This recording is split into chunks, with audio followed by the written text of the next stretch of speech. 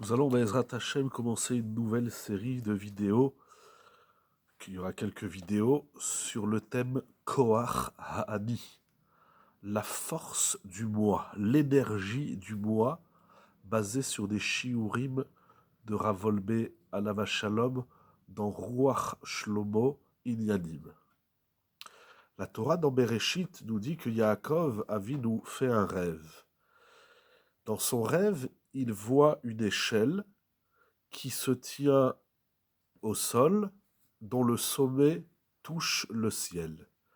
Et voilà que les anges montent et descendent sur cette échelle. Il est rapporté par les maîtres, notamment Rabbi Chaim de Volojine dans Nefesh HaChaim, que l'échelle dont rêve Yaakov Avinu symbolise la Neshama, l'âme. Cette âme divine, cette Neshama, est amenée sur la terre comme si elle descendait une échelle, mais dont son origine est le ciel. Donc la Neshama, elle est Bashamaïm, mais elle descend sur terre pour animer l'homme.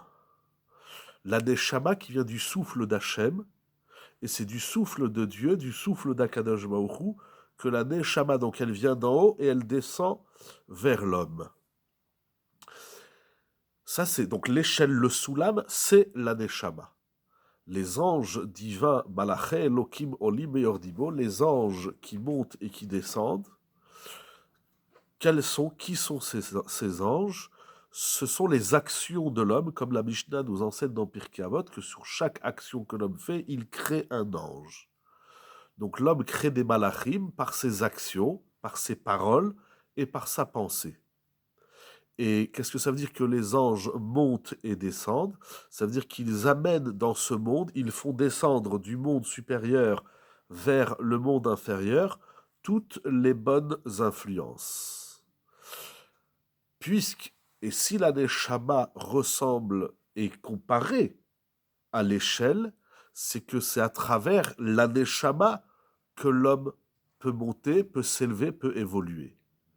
La Neshama, qui elle-même est composée de Neshama, Ruach et Nefesh, qu'on va traduire l'âme, l'esprit et l'être, elle est l'énergie de l'homme à travers laquelle il peut évoluer Belikvoul. C'est ça que nous devons comprendre.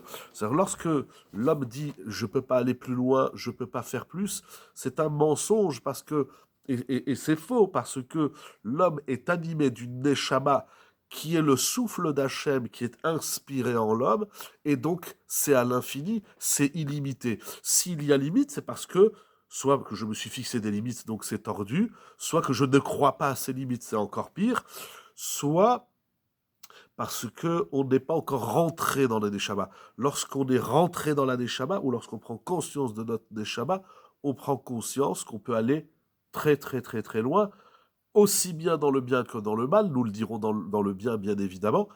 Donc toute cette échelle, ce soulam et les malachim qui s'y trouvent, sont l'image qui dessine la neshama de l'homme, donc qui vient d'en haut, qui vient du ciel et qui descend jusqu'en bas.